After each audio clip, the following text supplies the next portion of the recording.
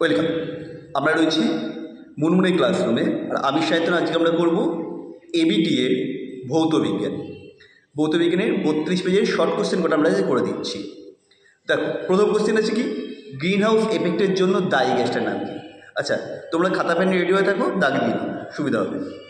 Green house এফেক্টের জন্য দায়ী gas এখানে যে কটা দেওয়া রয়েছে, মানে দায়ী পদ যেটা রয়েছে সেটা হচ্ছে অতি বেগুনি রশ্মি। এখানে কারণ অতি বেগুনি রশ্মি এসে পড়ে, তারপর সেটা তুলনামূলক বড় তরঙ্গ দৈর্ঘ্য হয়ে যাওয়ার জন্য বেরোতে পারে না, ফলে সেটা আটকে থেকে গরম হয়ে যায়। পরেরটা হচ্ছে কি, লিটার অ্যাটমসফিয়ারে সার্বজনীন গ্যাস ধ্রুবকের মান। লিটার এটিএমে কী করে গ্যাস ধ্রুবকের মান কত হবে? 0.0821 litre atm mole inverse kelvin inverse. আচ্ছা, তোমরা যদি এটা ইউটিউবে দেখো, প্লিজ চ্যানেলটা সাবস্ক্রাইব করে নাও, আর যদি ফেসবুক থেকে দেখে থাকো তাহলে আমাদের পেজটা ফলো করতে ভুলো না। কত মোল হাইড্রোজেনের সঙ্গে 2 মোল অক্সিজেনের বিক্রিয়ায় 4 মোল স্টিম উৎপন্ন হয়? এটা তো 4 কী করে হলো না, আমরা তাহলে বিক্রিয়া বলে লিখিনি। বিক্রিয়া হচ্ছে কি 2H2 + O2 অ্যারো 2H2। তাহলে 2H2 + O2 অ্যারো 2H2, 2 মোল H2 হওয়ার জন্য হাইড্রোজেন লাগছে কত? 2 মোল। তাহলে 4 মোল জল উৎপন্নের জন্য হাইড্রোজেন লাগবে কত? 4 মোল। পরেরটা, কোনো কঠিন পদার্থের ক্ষেত্র পোষণ গুণাঙ্কের মান 2 × 10⁻⁵ পার ডিগ্রি সেন্টিগ্রেড হলে ওই পদার্থের দৈর্ঘ্য পোষণ গুণাঙ্কের মান কত? এটা হবে 1 × 10⁻⁵ পার ডিগ্রি সেন্টিগ্রেড। কী করে এলো না, আমরা কি জানি আলফা, দৈর্ঘ্য পোষণ গুণাঙ্ক আলফা ইকুয়াল টু কী হবে? β/2। বিটার ভ্যালু বলে দিয়ে 2 × 10⁻⁵, এটা বাই 2 করলে কত হবে? 2 দিকে যাচ্ছে 1, তো 1 × 10⁻⁵। দুটি সমান্তর কাঁচফলকের মধ্যে দিয়ে আলোকরশ্মির প্রতিসরণ হলে মোট চ্যুতি কত হবে? 0 ডিগ্রি। কারণ সমান্তর কাঁচফলকের মধ্যে আলোর চ্যুতি হয় না, যেটা হয় সরণ হয়, রৈখিক সরণ।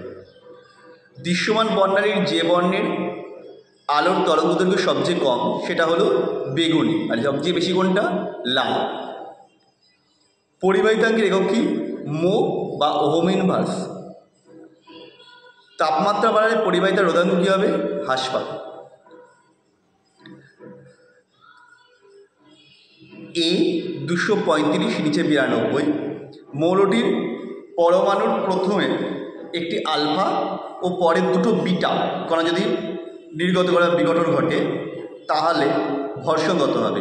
দেখো, আলফা হলে ভর সংখ্যা কত কমে? 4 কমে, আর বিটা হলে ভর সংখ্যার কোনো পরিবর্তন হয় না, কেবলমাত্র প্রোটন সংখ্যা এক একক বৃদ্ধি পাচ্ছে। তাহলে এখানে টোটালি ভর সংখ্যা 4 একক কমছে। ছিল কত? 235, তাহলে তাতে 4 কমলে কত হবে? 231। পরেরটা, কোনটি সন্ধিগত মৌল নয়? এখানে ম্যাগনেসিয়াম সন্ধিগত মৌল নয়, কারণ ম্যাগনেসিয়াম হচ্ছে গ্রুপ 2 এর মৌল। এরপরে কি আসছে? ধাতব পরমাণু আয়নে পরিণত হওয়ার সময় ইলেকট্রন কি করে? ত্যাগ করে। আয়নে ধাতব পরমাণু কী হয়? ক্যাটায়নে পরিণত হচ্ছে। ক্যাটায়ন হতে গেলে কী করতে হবে? এটা ইলেকট্রন ত্যাগ করতে হবে। তাহলে এক্ষেত্রে ইলেকট্রন ত্যাগ করবে, এবং এক্ষেত্রে হবে কি? জারণ। ইলেকট্রন ত্যাগ মানে সেটা হয়ে যায় জারণ। পরেরটা, একটি রূপার গয়নার উপর সোনার প্রলেপ দিতে ক্যাথোড হিসেবে কী ব্যবহার করবে? পটাশিয়াম অরোসায়ানাইড। সংকেত কি? কে থার্ড ব্র্যাকেটের মধ্যে Cu, ভুল বললাম, কে থার্ড ব্র্যাকেটের মধ্যে AuCN2। পরেরটা, আয়রন পাইরাইডকে অতিরিক্ত বায়ুতে পোড়ালে যে গ্যাস উৎপন্ন হয় তাটা কী হবে? না SO2, সালফার ডাইঅক্সাইড হয়। 4FeS + 7O2 অ্যারো তৈরি হবে 4SO2 + 2Fe2O3। পরেরটা আসছে পিতলের উপাদান কি? পিতলের উপাদান হচ্ছে কপার আর জিঙ্ক। তামা আর দস্তা মিলে পিতল তৈরি হয়। এলপিজি সিলিন্ডার থেকে যে গ্যাস লিক করে সেটি তীব্র গন্ধ পাওয়া যায়, তার যে কারণে পাওয়া যায় সেটা কী হচ্ছে? না এটা হবে ইথাইল মার্কাপটান।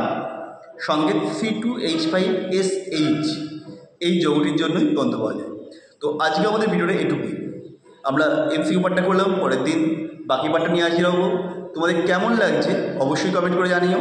আবার দেখা হবে নেক্সট ভিডিওতে।